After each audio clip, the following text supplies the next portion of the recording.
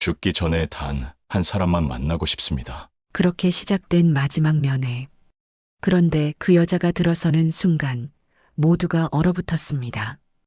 왜 사형수가 살인 피해자의 딸을 만나고 싶어 한 걸까요? 그리고 그 진실은 상상도 못할 반전을 품고 있었습니다. 안녕하세요. 저는 대구 구치소에 수감 중인 49세 강민석입니다. 이제 며칠 뒤면 제 생은 이 땅 위에서 사라지게 됩니다. 태어나서 마지막으로 듣게 될 소리는 교도관의 발소리일 수도 있고 혹은 철문이 닫히는 소리일 수도 있겠지요. 그동안 많은 사람들이 제게 묻더군요. 후회하느냐고, 죽기 전에 꼭 하고 싶은 게 있냐고. 사실 처음엔 없었습니다. 모든 걸 잃었고 스스로도 그럴 자격이 없다고 생각했으니까요. 하지만 오늘은 다시 한번 말하고 싶습니다. 예린아, 이 말을 듣는다면 너는 분명 나를 증오할지도 모르겠다. 그래도 나는 너를 마지막으로 한 번만, 단 한 번만 바라볼 수 있게 해달라고 빌었다. 교도소장실. 무거운 침묵 속에서 나는 단 한 가지 소원을 말했습니다. 강민석 수용자. 사형이 확정된 상태에서 유족 측의 허락 없이 면회를 요청하는 것은 이례적이네. 그래도 마지막이라 생각하고 묻겠네. 자네 마지막으로 원하는 게 뭔가? 나는 조심스레 입을 열었습니다. 한 사람만 만나고 싶습니다. 피해자 조영수 씨의 딸 조예린 씨를 만나게 해주십시오. 순간 방 안의 공기가 얼어붙는 걸 느꼈습니다. 뭐라고 했나 지금? 조영수 씨의 딸을 만나겠다고? 네, 그렇습니다. 그날 이후 구치소 안은 소란스러웠습니다. 지금껏 수많은 사형수가 있었지만 피해자, 가족을 직접 면회 신청한 경우는 드물었습니다. 게다가 그 상대가 고작 25살짜리 딸이라니 사람들은 나를 욕했고 또 어떤 이들은 후안무치라며 손가락질했지요. 그러나 내게는 그녀를 만나야 할 이유가 있었습니다. 단순한 사죄도 후회도 아니었습니다. 그 아이는 내 딸이었으니까요. 하지만 이 사실을 바로 말할 수는 없었습니다. 갑작스러운 진실은 때로 칼보다 더 깊이 사람을 찌르니까요. 나는 긴 호흡을 내쉬며 그날만을 기다렸습니다. 면회일. 조예린. 그 아이가 나를 찾아왔습니다. 누구보다도 담담한 얼굴로 아무런 표정 없이 유리창 너머 내게 앉았습니다. 나는 말을 잇기가 너무 힘들더군요. 손에 땀이 흥건히 맺혔고 숨이 가빠졌습니다. 하지만 그녀는 오히려 나보다 더 태연했습니다. 왜 보고 싶다고 하셨죠? 나는 고개를 떨구며 말했습니다. 널 보고 싶었다. 꼭 만나야 했다. 당신 우리 아빠를 죽였잖아요. 지금 와서 무슨 말을 하려는 건데요? 나는 그날을 기억합니다. 5년 전 칼을 들고 뛰어든 그 밤. 난 숨도 쉴 수 없을 만큼 두려웠지만 그보다 더 컸던 건 그 아이를 지키고 싶은 마음이었습니다. 하지만 나는 아무 말도 못했습니다. 그저 눈물만 계속 흘렀습니다. 지금 아니면 영원히 말 못해. 지금 말하자. 내가 누구인지. 입을 떼는 순간 내 안에 모든 울음이 터졌습니다. 예린아, 나는 내 아버지다. 예리는 눈을 크게 떴습니다. 순간 그녀의 얼굴에서 핏기가 가셨고 의자에서 벌떡 일어나려 했습니다. 뭐라고요? 나는 손을 내저으며 더듬더듬 말을 이었습니다. 나는 내 친부야. 조영수는 내 친아버지가 아니야. 그 순간 그녀는 믿을 수 없다는 듯 나를 노려보았습니다. 나는 울음을 참으며 말을 이어갔습니다. 내 엄마 은주와 대학 시절 사랑했어. 내가 생겼고 하지만 그땐 내가 감옥에 있었어. 강도 혐의였지. 출소하고 나니 그녀는 이미 조영수와 결혼해 있었어. 그녀는 아무 말도 하지 않았습니다. 그저 싸늘한 눈빛으로 나를 바라보았습니다. 나는 널 멀리서 지켜봤다. 하지만 가까이 갈 수 없었어. 조영수가 널 막았고 은주도 넌 몰랐겠지만 그 사람은 너한테 아무런 피도 섞이지 않았어. 넌 내 딸이야. 예리는 말을 잇지 못했습니다. 그러다 고개를 휙 돌리며 자리에서 일어나 면회실을 나가버렸습니다. 나는 그 자리에 한참을 멍하니 앉아 있었습니다. 이제 끝이겠지. 그래도 이 말만은 꼭 하고 싶었어. 널 사랑한다고. 무겁고도 따뜻한 오늘의 이야기를 시작하려 합니다. 사연 시작 전 구독과 좋아요는 사연을 만드는데 큰 힘이 됩니다. 나는 대구의 어느 달동네에서 태어났다. 오래된 벽돌집 겨울이면 보일러가 자주 나갔고 여름엔 곰팡이 냄새가 눅눅하게 배어있던 그런 집. 어머니는 시장에서 생선 장사를 했고 아버지는 내가 초등학교 들어가기 전날 밤 다시는 돌아오지 않았다. 어릴 적엔 아빠는 배 타러 갔단다라는 말이 전부였지만 나는 알고 있었다. 그가 우리를 버렸다는 걸. 그때부터였던 것 같다. 내 마음에 늘 어두운 구석이 생긴 게 나는 좀처럼 공부에 흥미를 느끼지 못했고 오히려 뒷골목 친구들이 더 편했다. 어느 날 처음으로 주먹을 써야 하는 상황이 찾아왔다. 내가 아끼던 친구가 억울하게 맞고 있던 자리였고 그때 처음 느꼈다. 싸움에 지면 아무도 내 말을 들어주지 않는다는 걸. 고등학교는 일찍 그만뒀다. 학비도 부담이었고 집에선 매일 어머니가 쓰러질 듯 일하셨으니까 나는 닥치는 대로 일했다. 공사판 막노동부터 새벽에 신문 돌리는 일까지. 그러다 20살 겨울 그 애를 만났다. 이은주. 세상에서 가장 따뜻한 눈을 가진 여자였다. 대구 시립도서관 앞 종이컵 하나 들고 앉아있던 나에게 그녀는 생강차 하나를 건네줬다. 춥죠? 이거라도 좀 마시고 가요. 별것 아닌 그 말 한마디에 내 세상이 바뀌었다. 그녀는 경북대에서 사회복지를 전공했고 나는 하루벌이에 지친 청년이었다. 우린 어울리지 않는 조합이었지만 그녀는 나를 사람 대하듯 대해줬다. 서로를 만난 지 1년쯤 지났을 무렵 그녀는 아이를 가졌고 나는 무릎을 꿇고 약속했다. 은주야, 너랑 우리 아기 내가 꼭 책임질게. 하지만 그 약속을 지키지 못했다. 그 무렵 나는 친구의 부탁으로 잠시 짐을 옮기는 일을 도왔는데 그게 알고 보니 작물 운반이었다.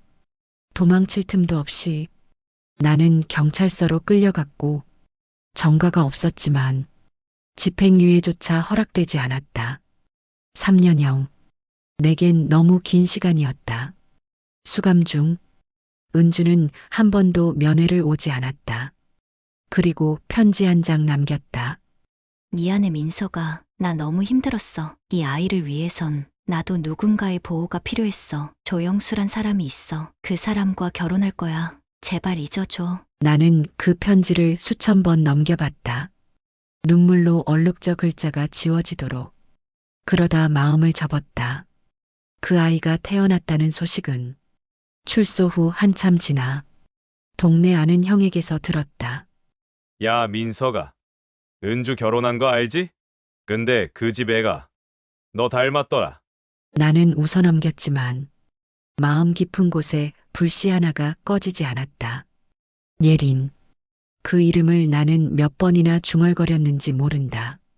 시간은 흐르고 나는 그저 생계를 위해 살았다. 지게차 자격증을 땄고 야간 물류센터에서 일했다. 늘 그림자처럼 살았지만 가끔은 그 아이가 어떻게 자라고 있는지 궁금했다. 학교 앞에서 우연히 마주친 적도 있었다. 12살쯤 되어 보였고 손에 그림책을 들고 엄마와 손을 잡고 가고 있었다. 나는 멀리서 바라봤다. 마치 한겨울 창밖에서 따뜻한 거실을 들여다보는 것처럼 그날 밤 한참을 울었다. 내가 줄 수 있었던 게 아무것도 없다는 게 그토록 가슴을 아프게 할 줄 몰랐다. 그리고 몇 년 뒤 은주가 위암 말기란 소식을 들었다. 이미 손 쓸 수 없는 상황이었다. 그녀는 마지막으로 나를 찾았다. 인서가 부탁이야. 이 말은 예린이가 클 때까지 아무에게도 하지 말아줘.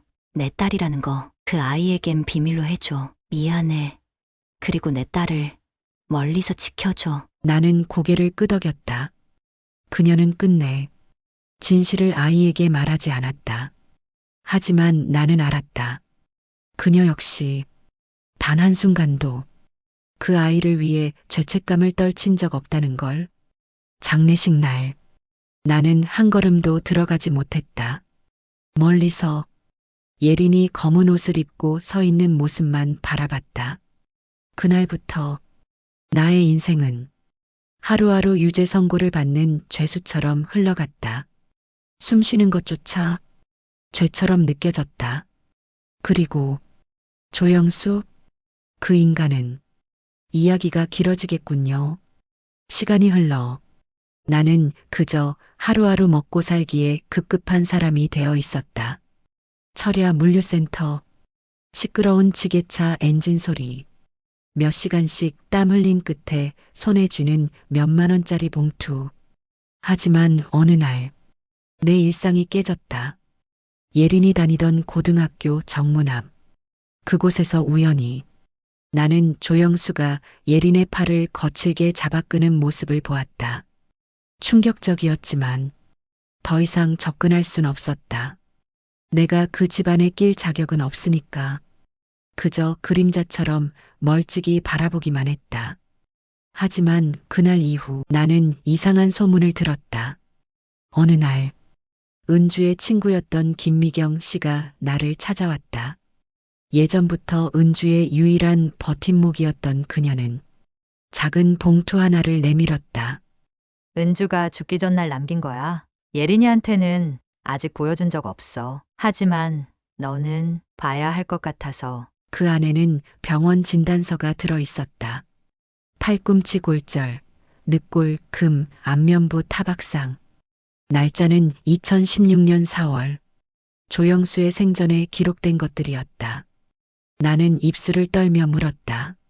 누구 짓이야? 말 안 해도 알잖아. 예린이 앞에선 태연한 척 했지만 은주는 그 인간 손에 맞고 살았어. 내가 감옥에 있을 때부터였어. 처음엔 참고 살더니 나중엔 무기력해졌지. 너에게도 차마 면목이 없다며 잘 사는 모습만 보이고 싶다고 거짓말을 부탁했어. 나는 숨이 막혔다.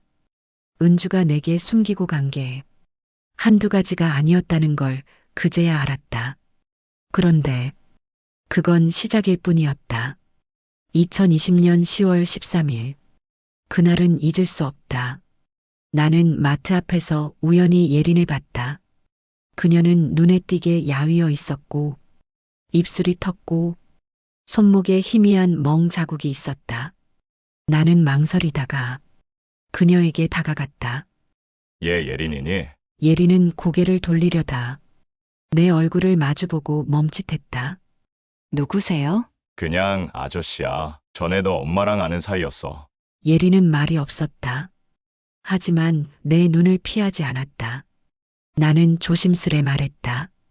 혹시 무슨 일 있니? 괜찮니? 얼굴이 왜 그런 거야? 그녀는 순간 눈물을 펑펑 쏟기 시작했다. 죽이고 싶어요. 그 사람. 우리 엄마 죽게 한 거나 마찬가지예요. 매일 술 마시고 소리 지르고 엄마는 나 지키느라 병원도 못 가고 결국 나는 무너졌다. 다리에 힘이 풀려 그 자리에 주저앉았다. 그 말이 내 심장을 찔렀다. 은주가 죽게 된 진짜 이유. 그건 바로 조영수였다. 그날 밤 나는 그의 집 앞에 서 있었다. 주먹을 쥐고 몇 번이나 돌아서려 했다. 하지만 문이 열렸다. 넌 뭐야? 오랜만이다. 아거지 꼴이 따로 없네. 뭐하러 왔냐? 동정이라도 받으러? 너 은주랑 예린한테 뭐 한 거냐? 조영수는 피식 웃었다. 걔네? 하하, 지들 밥그릇 챙기기 바빴지. 내가 얼마나 뒷바라지 했는데 은주는 유서나 써놓고 도망가고 애는 눈 똑바로 뜨고 덤벼. 그 꼴 보면 손 안 나가냐? 나는 참지 못하고 주먹을 날렸다. 그의 입술에서 피가 터졌고 우리는 거칠게 몸싸움을 벌였다. 그러다 조영수가 부엌에서 칼을 꺼냈다. 내 딸 건드리지 마. 네 딸 아니야. 이제 와서 뭐야? 내 가족이야. 이 자식아. 그는 내게 달려들었고 우리는 뒤엉켰다. 순간 칼끝이 그의 복부에 깊게 파고들었다. 나는 얼어붙었다. 내 손에 칼이 있었던 것도 그의 피가 내 얼굴에 튄 것도 모두 사실이었다. 하지만 그 순간 그가 먼저 칼을 휘둘렀다는 걸 믿어줄 사람이 없었다. 나는 도망치지 않았다. 오히려 그 자리에 주저앉아 경찰이 올 때까지 피투성이가 된 그의 앞에서 계속 말했다. 예린이, 그 애만은 건드리지 마. 내 딸이야. 그날 이후 모든 뉴스에서는 내가 정가자 출신의 조영수 살인범이라 불렸다. 은주의 사망과 관련한 언급은 단 한 줄도 없었다. 내가 왜 그런 선택을 했는지 누구도 묻지 않았다. 예린도 그날 이후 연락이 끊겼다. 하지만 나는 알았다. 그 아이는 언젠가 진실을 마주하게 될 거라고. 그리고 그 순간 내가 말할 수 있는 단 하나의 문장이 준비되어 있어야 한다는 것을. 나는 내 아버지다. 예린이 면회실에서 나가버린 후 나는 다시 돌아오지 않을 거라 생각했다. 그 아이 눈빛은 분노와 혼란, 그리고 그 모든 것을 감당하지 못하는 무력감으로 가득 차 있었으니까. 하지만 며칠 후 그녀는 혼자 병원 유전자 검사센터에 앉아 있었다. 정말 가능성이라도 있는 걸까? 저 사람 말이 진짜라면 나는 누구 딸이지? 며칠 뒤 검사 결과가 나왔다. 강민석과 예린의 친자관계 99.9% 일치, 조영수와 예린의 유전자 불일치. 예린은 그 결과지를 손에 든 채 한참을 아무 말도 하지 못했다. 그녀는 태어나 처음으로 자신이 누구인지 도무지 알 수 없게 되었다. 친아버지가 죽였다고 믿었던 사람은 사실 친부였고, 지금껏 아버지라고 믿었던 사람은 핏줄 하나 섞이지 않은 타인이었다. 그럼 난 뭐지? 누굴 미워하고 누굴 원망했던 거지? 그녀는 바로 집으로 달려갔다. 이제는 고인이 된 엄마의 책상 서랍 속 그곳에 하얀 편지 봉투 하나가 꽂혀 있었다. 은주의 필체였다. 붉은 잉크로 쓰여진 마지막 말. 그 안에 모든 진실이 들어 있었다. 예린아, 이 편지를 볼 땐 엄마는 곁에 없겠지. 미안하다, 정말 미안해. 너를 위해서였단 말이 변명이 되지 않는다는 거 엄마도 안다. 내 친아버지는 민석이야. 그 사람 감옥 가기 전 엄마랑 많이 사랑했어. 너를 뱃속에 품고도 말 못했어. 조영수와 결혼한 건 내가 어렸을 땐 지붕 하나가 필요했으니까. 하지만 그 사람은 변했어. 술에, 분노에. 엄마는 살아있으면서 죽어갔어. 빨리 말해주지 못해서, 그리고 지켜주지 못해서 미안해, 예린아. 제발 진실을 봐줘. 예린은 그 편지를 수십 번 읽었다. 그리고 폭풍처럼 울었다. 가슴 깊은 곳에서 터져나온 오열.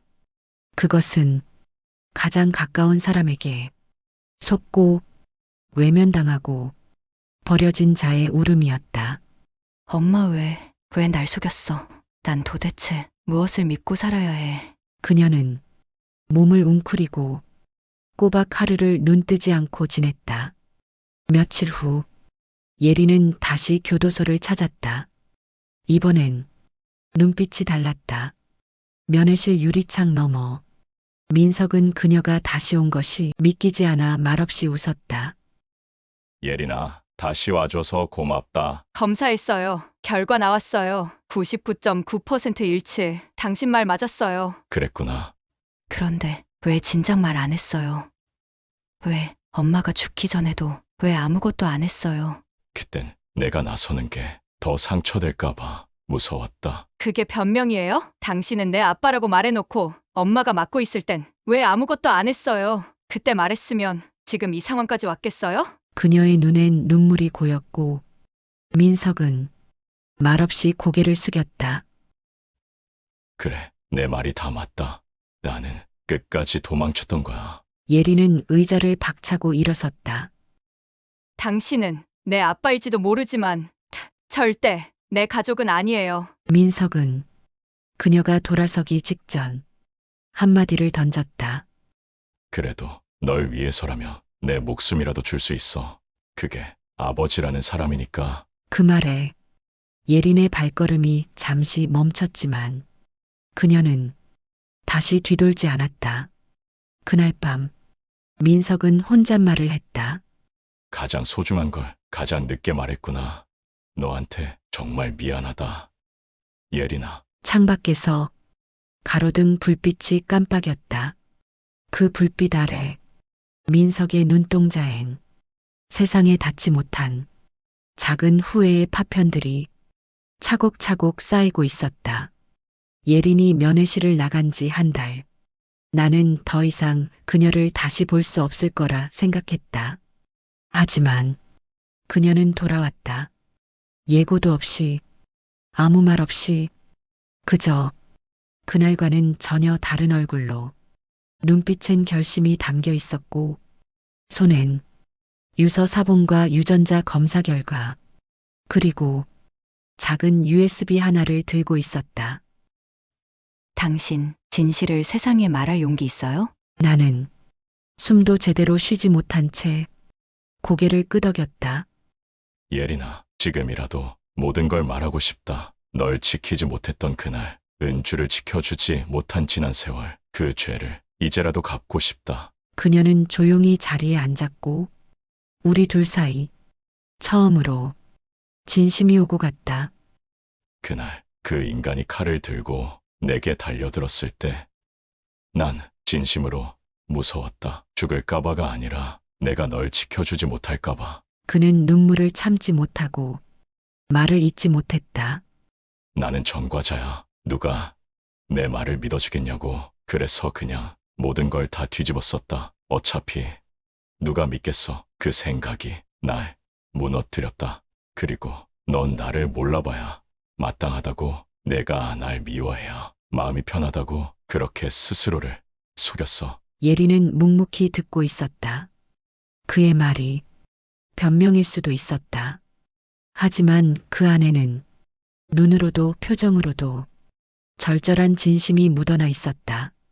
엄마가 왜 이 사람을 사랑했었는지 이제야 조금 알 것 같아. 며칠 뒤 예리는 서울 한복판 한 기자회견장에 섰다. 수십 개의 카메라 플래시, 마이크, 유튜브 생중계. 그녀는 단단한 목소리로 진실을 말했다. 안녕하세요. 저는 고 조영수 씨의 딸 조예린입니다. 오늘 이 자리에 선 이유는 저희 친부 강민석 수영자에 대한 진실을 말씀드리기 위함입니다. 5년 전 조영수 씨 사망 사건은 단순한 전과자의 살인이 아니었습니다. 그날 밤 폭력을 당한 저희 어머니를 보호하기 위해 강민석 씨는 자신의 전과를 알면서도 진실을 감췄습니다. 그는 저희 친부입니다. 그리고 제 어머니의 마지막을 지킨 단 한 사람입니다. 제가 오늘 이 자리에 선 이유는 피해자의 딸이기 전에 한 사람의 딸로서 진실을 바로잡기 위함입니다. 기자들은 술렁였고 SNS와 뉴스엔 피해자 딸의 충격 고백, 사형수의 진실이라는 기사들이 퍼져나갔다. 그 후 변호사들이 모였고 검찰도 새로운 증거를 검토하기 시작했다. USB엔 은주의 지인들이 증언한 가정폭력 영상과 녹음 파일이 담겨 있었다. 그리고 유전자 검사와 유서가 결정적인 증거가 되었다. 재심 청구가 받아들여졌고 나는 법정에 다시 섰다. 법정은 숨죽인 채 내 진술을 들었고 예리는 증인석에 섰다. 저는 이제야 그 사람을 아빠라고 부를 수 있게 됐습니다. 피고인 강민석에게 집행유예를 선고합니다. 그 순간 나는 단 한 사람을 바라봤다. 예린, 내 딸, 내 생의 마지막 기적. 출소 후 첫날 나는 예린과 조용한 한식당에 앉았다. 그녀는 따뜻한 된장찌개를 내 앞에 밀어줬고 나는 수저를 들지 못한 채 눈시울이 뜨거워졌다. 밥 한 끼 너랑 먹는 게 내 인생 최고의 순간이다. 예린은 조용히 내 손을 잡았다. 아빠, 늦었지만 이제부터 우리 시작해요. 그날 밤 나는 창밖을 오래 바라봤다. 감옥의 창살 대신 달빛이 보였고 딸아이의 웃음이 귓가에 맴돌았다.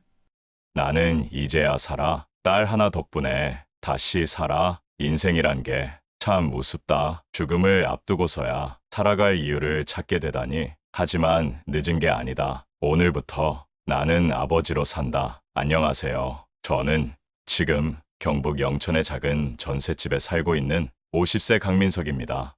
이제는 매일 아침 눈 뜨면 가장 먼저 예린이는 잘 자고 있겠지 생각하는 게 습관이 됐습니다. 여전히 지난 시간은 떠올릴수록 아픕니다. 하지만 그 아픔도 누군가 곁에 있다는 사실 하나만으로 조금은 견딜만 하더군요. 예린이는 서울에서 다시 공부를 시작했습니다. 법학과에 들어갔어요. 아빠 같은 사람 또 생기지 않게 하려고요. 라고 하더군요. 저는 이제 작은 철공소에서 일하며 성실하게 하루하루 살아가고 있습니다. 물론 부끄럽고 후회스러운 순간은 지금도 많습니다. 하지만 제가 그날 그 아이에게 말했듯이 나는 이제야 살아. 너 하나 덕분에 다시 살아. 그 말 거짓이 아닙니다. 이 영상을 보시는 분들 중 혹시 누군가와 오랜 오해 속에 돌아서 있는 분이 있다면 오늘 그 사람에게 연락해보세요. 사랑한다는 말, 미안했다는 말, 생각보다 너무 늦기 전에 해야 할 말들이 있습니다. 여기까지 저의 긴 이야기를 들어주셔서 정말 감사합니다. 혹시 이 영상이 누군가의 마음을 움직였다면 구독과 좋아요, 그리고 알림 설정까지 꼭 부탁드립니다. 그리고 가장 중요한 건요. 지금이라도 늦지 않았습니다. 누군가의 아버지로, 누군가의 딸로 우리는 지금부터 다시 시작할 수 있습니다.